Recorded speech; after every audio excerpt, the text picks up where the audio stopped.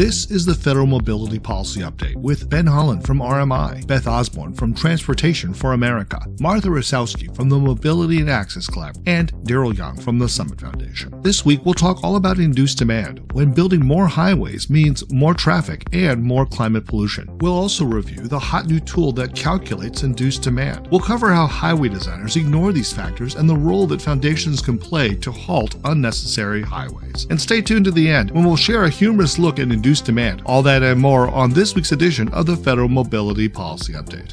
Welcome to another episode of the Federal Mobility Policy Update. This week, we're going to be talking about what does the federal government do or not do with the $200 billion for new highways or highway expansion. With us to unpack that, we have Beth Osborne from Transportation for America. Hi, Beth. Hello. We've got Ben Holland from RMI. Hi, Ben. Hi. Thanks for having me. You're welcome. And we have my colleague, Martha Rosowski from the Mobility and Access Collaborative. Hi, Martha. So, Beth, we've heard that there's a lot of opportunity, a lot of trepidation about the increased money for highways. In some cases, more money for highways than there is for transit, biking, and walking. Nevertheless, how do we hold accountable local people, local advocates who are blindly forcing the expansion of highways? How do we hold them accountable? And what is the opportunity that US DOT and state DOTs have to take input from the public? Yeah, I think that this is a really important point. I'm glad you start off here. There are a lot of good new programs, good competitive grant programs, good small formula programs like the carbon reduction program or the resilience program called Protect. There's a lot of great programs, but they're all very small. And while you're doing some good things, you can't be undermining them with a whole bunch more bad things. That doesn't get you anywhere. But that's the tradition in transportation is, oh, you've identified a climate problem. Here's this much for climate while we do this much or this much to undermine that. Yeah. So paying attention to the two very flexible pots of money known as the National Highway Performance Program and the Surface Transportation Block Grant Program, which make up, I think, close to 70% of the overall highway spending. We need to make sure that that money is spent towards our priorities too. The good news is it absolutely can be. The bad news is it absolutely doesn't have to be. It could all be spent on highway expansions. It could all be spent on repairing existing infrastructure. It could all be spent on transforming that infrastructure into more resilient, more equitable, safer, and more climate-friendly infrastructure. But there's no mandate to, there's no encouragement to, and there's no reward for doing so or punishment for not doing so. So that leads to empowering our local advocates, our local policymakers who are partners, and the press to cover the way the money is being spent and to detect when there's a difference between the actual spending and the rhetoric about the spending. And we need to identify those gaps. And one of the places where there's often a gap is the promise to cure all traffic ailments by just adding some more space for cars. We do this repeatedly. It's always the same offer to fix it. It never works. And one of the reasons it never works is our models aren't very good. Frankly, we ask our models to produce things that just aren't knowable facts. And we don't measure the phenomenon of induced demand. So I'm going to turn things over to my colleague Ben here, who has been partnering with us at T4A and NRDC and some partners at the University of Wisconsin to give people a way to do that and hold their states accountable. Great. Before we do that, for our audience that is not familiar with induced demand, who would like to tackle do a very brief explainer on what is induced demand? I'm happy to do. Oh, Martha, you do it. Go. I will, because I'll give you the layman's version. It's this idea, layperson, laywoman, lay somebody's version. It's the basic concept that if you open up more space on the roads, more people drive. And the modelers like to pretend that that doesn't really exist, that all of the new demand is from new development and population growth and other things. And yet we have seen time after time after time that if you make driving easier, more people drive. And so we spend billions of dollars to make driving easier, to add lanes to highways, and voila, it works every single time. More people drive. I will say it's a phenomenon fully recognized and embraced in almost every other sector. If you talk to water folks or energy folks, they know this, which is why they talk about pricing to make sure people don't just run the water or just turn the air conditioning down to 65 just to feel cooler. But in transportation, somehow there is a mind-washing process that economists go through to work in transportation where they forget all of their economics training. And just one little thing I will share for the notes, a fun link to an Australian situation comedy about a planning agency. God bless the Australians for coming up with a situation comedy about a planning agency that has a nice 2-minute clip that describes this and will give you a good chuckle. It's delightful. We'll try to append that or at least link to it. I don't know what the intellectual property rights on that. So now that we have a better grasp on that, Ben, take it away. Explain the tool and how we can use that tool to advocate for right-sizing or not having additional highways. Yeah, so one of the reasons why we were really interested in developing the tool was that, the concept of induced demand is almost entirely absent in the models of the departments of transportation around the country and absent in the climate strategies of states, cities, and climate advocates in general. We think it's been given insufficient attention within the climate community. So the model itself is really based on the work of UC Davis, of Jamie Volker and Susan Handy there, and has evolved over time. There was the first iteration of it was here in the state of Colorado, which has a goal of reducing VMT by 10%. Our early model found that the highway expansion projects underway or planned in Colorado would actually increase VMT by 3% and obviously make it difficult to meet the climate goals here in Colorado. Since then, though, we partnered with Beth and NRDC and a number of other partners to expand it nationwide. And so basically what it does, it allows the user anywhere in the country to estimate the carbon emissions or greenhouse gas emissions associated with a highway widening project in their county or urbanized area. So, for example, we ran this in the city of Austin, which is having a battle right now for Interstate 35. TxDOT has proposed several plans for expanding the highway. Many of those plans, or I would say most of those plans, have seen pretty significant opposition at the local level. It's a little unclear what the full extent to what they will widen, the full extent to which they would widen the highway, but we've generally kind of estimated about 42 lane miles added to the central corridor of I-35 running through the heart of the city. That doesn't account for other future plans throughout Travis County and throughout Texas, but just in the heart of Austin, we estimate just from that highway project that carbon emissions would basically increase to the equivalent of putting 32,000 more passenger vehicles on the road and burning more than 17 million gallons of gas a year. So a significant increase in vehicle miles traveled and carbon emissions there. So that's just one little example of what it would mean for a city.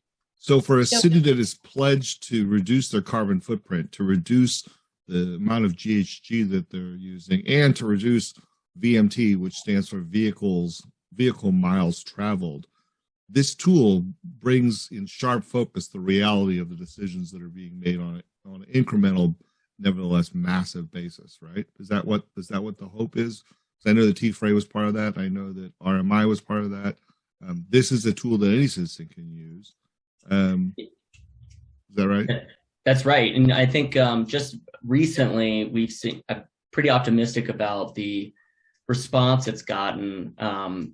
We were mentioned, our partnership was mentioned by the Oregonian, I think, just a couple weeks ago, which said basically something to the effect that you cannot be considered a climate advocate if you also support highway widenings. And I think that is starting to become more and more of the conventional wisdom, at least within the climate community. So we've seen in state of Washington, state of Colorado, Oregon, and of course, California, growing interest in putting this at sort of the top of the transportation climate strategy.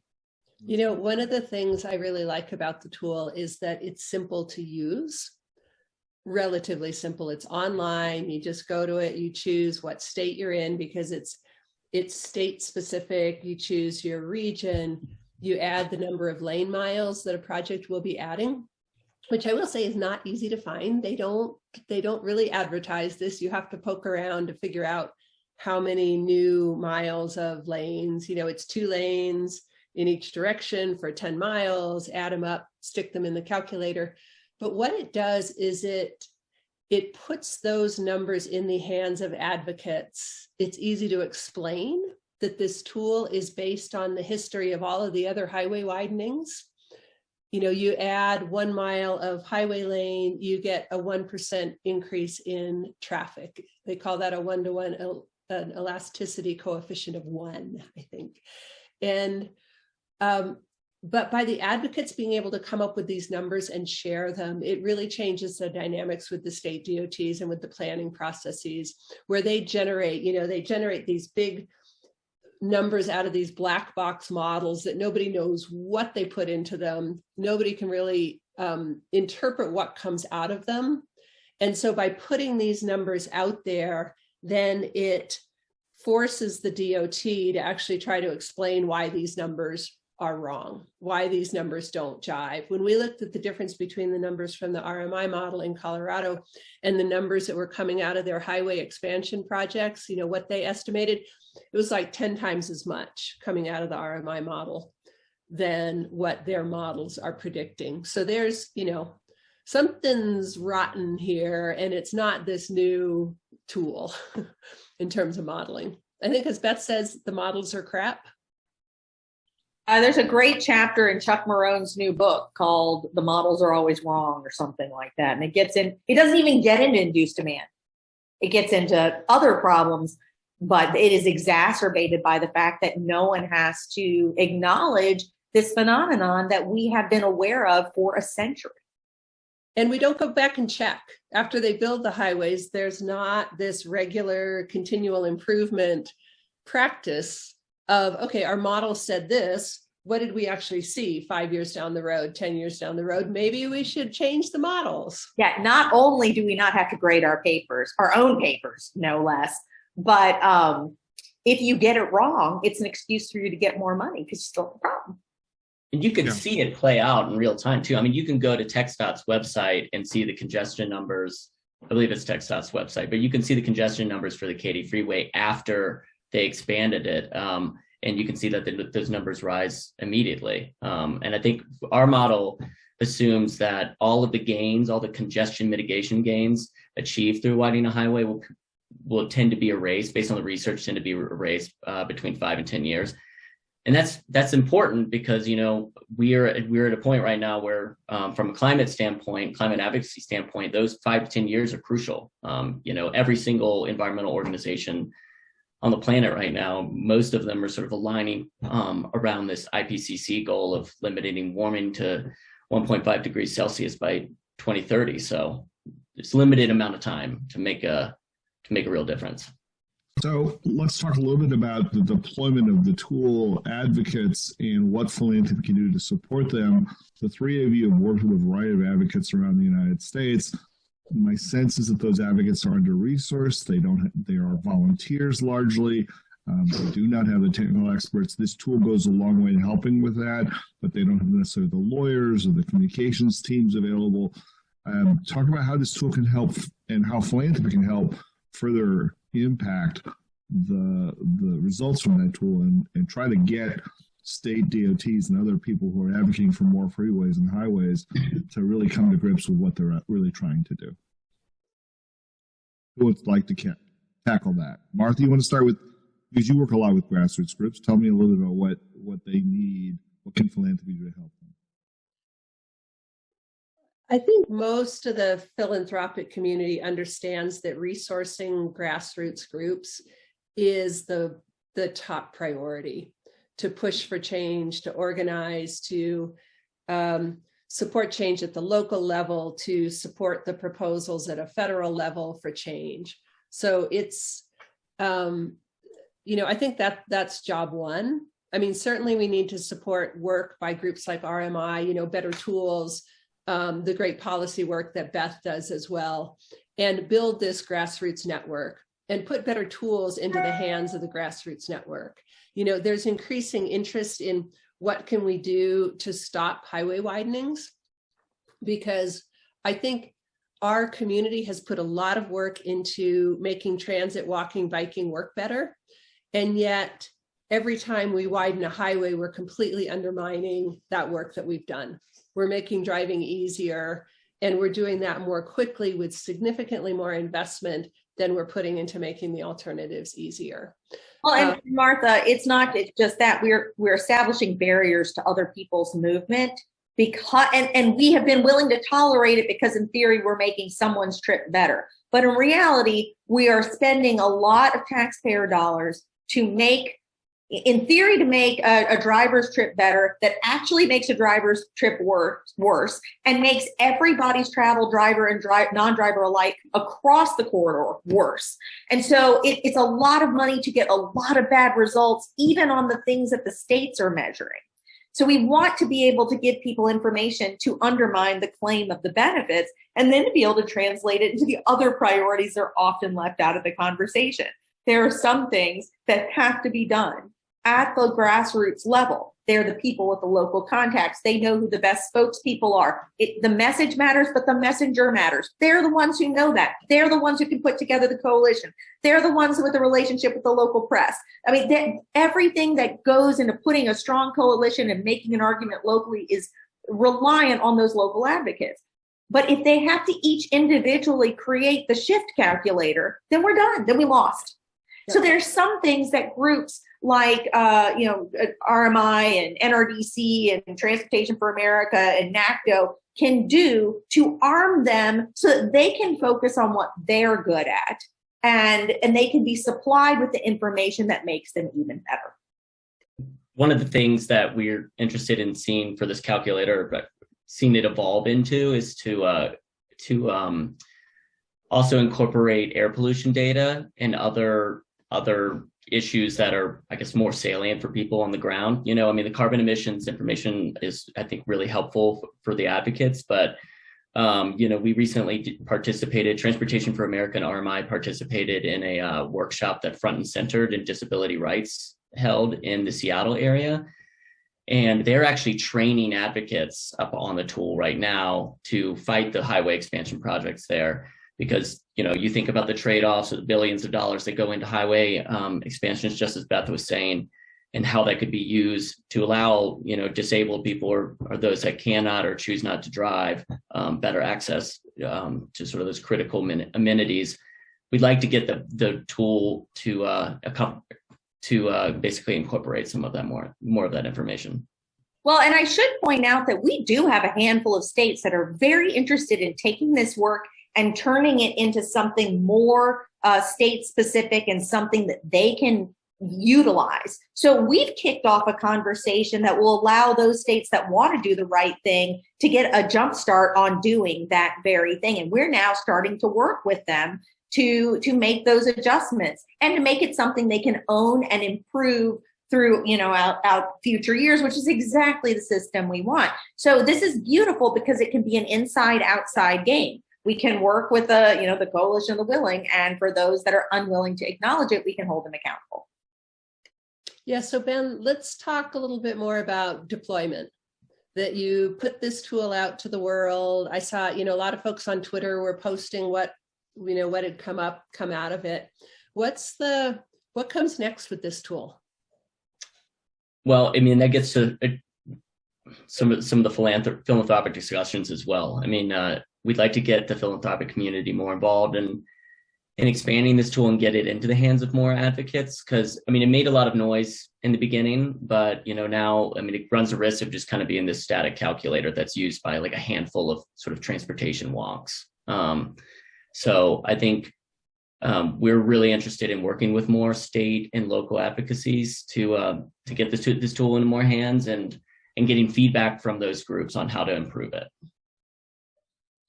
So is there an opportunity that if a local group is going to a local foundation or a national foundation for help, for them to automatically calculate, we're going to need some of the time and the computer time and your time at RMI to help customize this tool to further take in externalities that exist within the local region?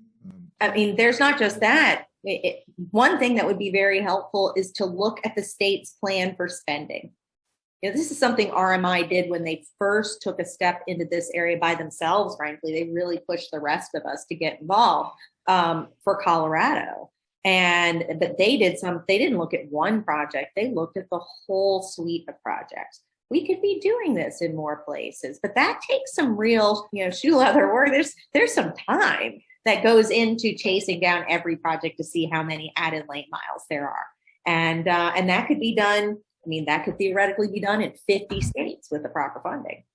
Yeah, and we were fortunate enough that information was relatively transparent and available from CDOT. As Martha had mentioned, becomes much more difficult in other states. So I got to tell you, I'm reading some environmental impact statements right now from a state that will remain nameless, and they're barren.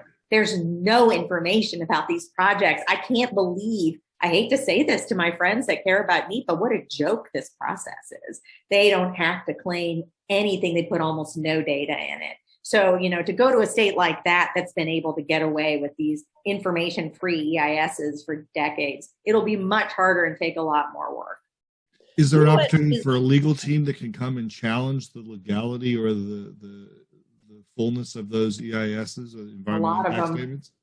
Yeah, maybe, yes, and I'm all in favor of using the courts to push people in the right direction. Frankly, I think we should use the courts to teach engineers that if they don't use their engineering judgment, then these car-only unsafe designs, whether they're Green Book included, because I can't say they're improved, the Green Book does not use the word shall, but Green Book included does not give you any protection. There's a lot that we could do on the legal front that could shift the conversation as well.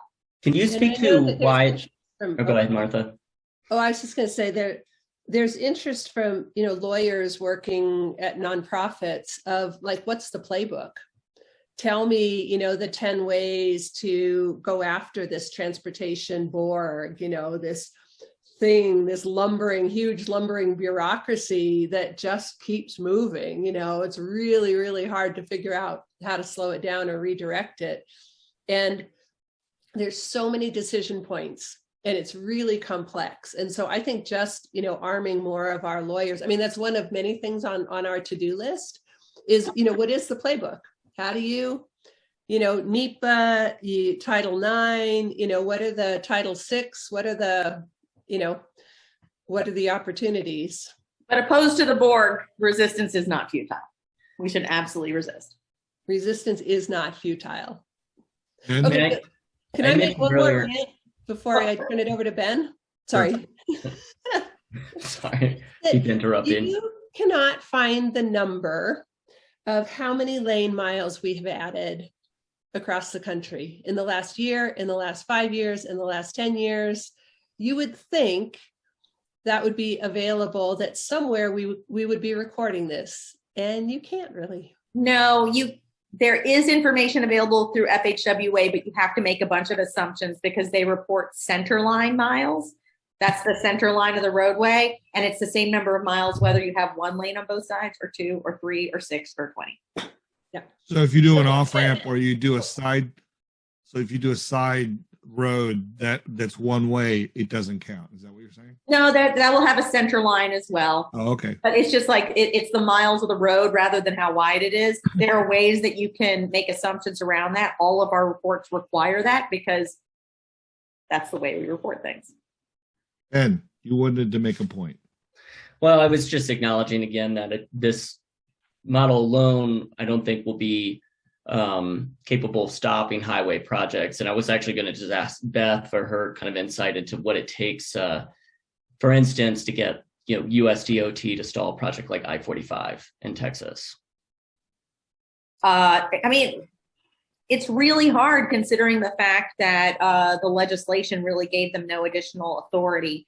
I think some of the things that they could do is require, certainly in NEPA documents, that induced demand be measured and provide some guidance. There's really nothing stopping them from doing that except figuring out how they want to do that. I think they should make states report on the accuracy of their past modeling and put that in the NEPA documents. My guess is as soon as they have to report on the accuracy, they'll start looking at improving their models without being asked to, because they'll be vulnerable to lawsuit there. I think that there is some strong language in Title VI. I'm not a Title VI expert. What is Title VI again? That's the Civil Rights Act. And I defer to people who know much more than me. But all of these statutes are, to some extent, mitigation statutes. And Title VI is often about comparative impact. And there's a lot of room in that. So I think the best move we have, considering the fact that we moved away from all of the leverage we could have gotten with better legislation, is to focus on reporting what is actually being done, and make state DOTs stand by that and allow the public to truly scrutinize it. So it feels like this administration has the purported and expressed interest in trying to hold the projects they're funding accountable for environmental justice, for a host of things. And what I hear you saying is there are opportunities, while not explicit in the law, there are opportunities in the way they're asking states to justify what they're proposing to spend money on. Is that right? Yeah, I think that's right. And look, if they can, like I said, I'm not an expert on the civil rights law. If they can find a way to be more strong-handed, that would be great. I will say DOT does not have a long history of this. The more strength they have, the less likely they are to utilize it. They're like the police officer that's more likely to give someone a $10 fine for littering than a $500 fine for good reason. DOT, they like things that they can ding people and kind of push them in the right way. It's very hard to take on the political fight of just shutting down whole projects. So without the backing of the law, that's a lot to ask of them. Well, and that comes back to grassroots, right? Because in Houston, the decision to look at Title VI and civil rights was in large part due to grassroots efforts convincing the mayor and the council that this expansion was not necessary. So I think it's not one point of contact that makes a difference. It's a suite of contacts. So not only is it supporting USDOT, but it's using the tools, it's using and working with grassroots efforts and experts to be able to make it easier for USDOT to come in and be part of that effort. That's what my sense is. In Houston, it was really interesting around the project there that philanthropy, Houston Endowment and others actually funded a separate planning process.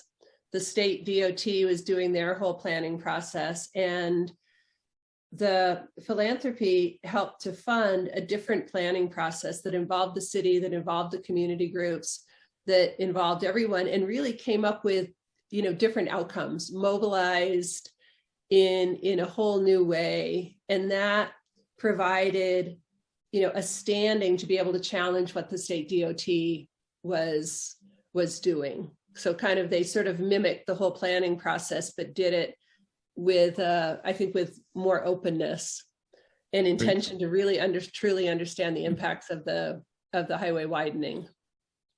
Great.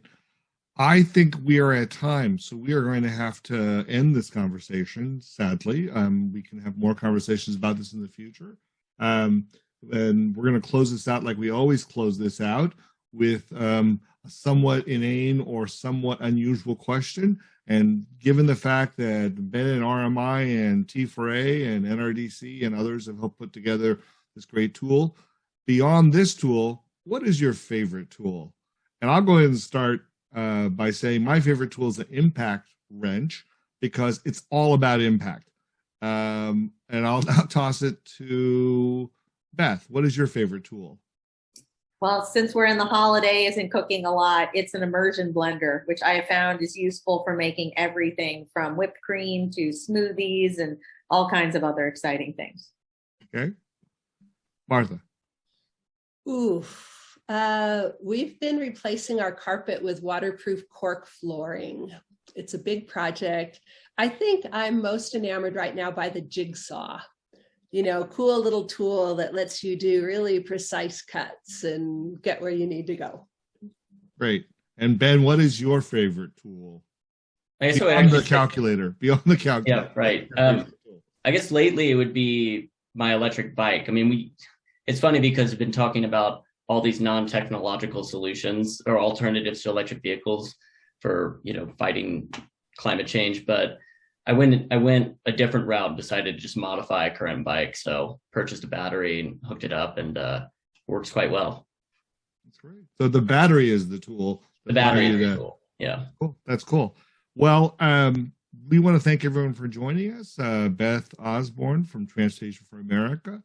Thanks. Ben Holland from RMI. Thanks. And Martha Rosowski, as always, great gratitude for all the help and input that you give to this broadcast.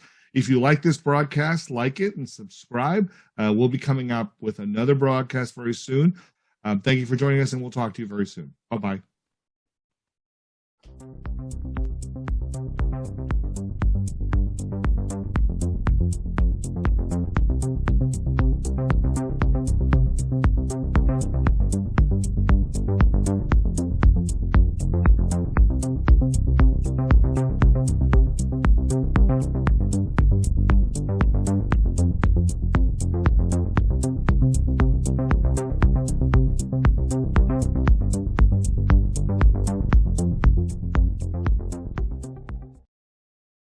By ingesting the 12 months worth of data you sent. That's about 2 terabytes worth. Wow. What you're looking at now is a typical midweek traffic flow. Green is good, orange indicates slower than average, red is heavy. Now we can manually input a range of external factors: wet weather, public holidays, RDOs for the industrial sector. Breakdown on a major arterial. That's pretty impressive. So we've taken your project. The road upgrade, extra lanes, on and off ramp lengthening. We factored in all those improvements. So starting with current flow during peak, then during construction, some problems. Of course. And then when it opens. Oh, that's brilliant. Amazing. And with the machine learning, we can keep it going. Year 2, year 3, year 4. Wait, what's going on? What happened? Where'd the green go? What happened? Why does the traffic get worse? Have you heard of the Jevon's paradox? I'm hoping they're a death metal band. It basically states that the better you make something like a road, the more people will use it. Isn't that a good thing? No, it means you spend a lot of money now for a very short-term benefit. So there is some benefit. Oh, sure. Average travel times crossing the city will be cut by 2.5 minutes, or a little less. Call it 2. Really? And that lasts for 14, 15 months. Then declines. No, stays flat. Then declines. Well, for $300 billion, I guess we were hoping for something a little more dramatic. 2.5 minutes. Call it 2. You don't look happy.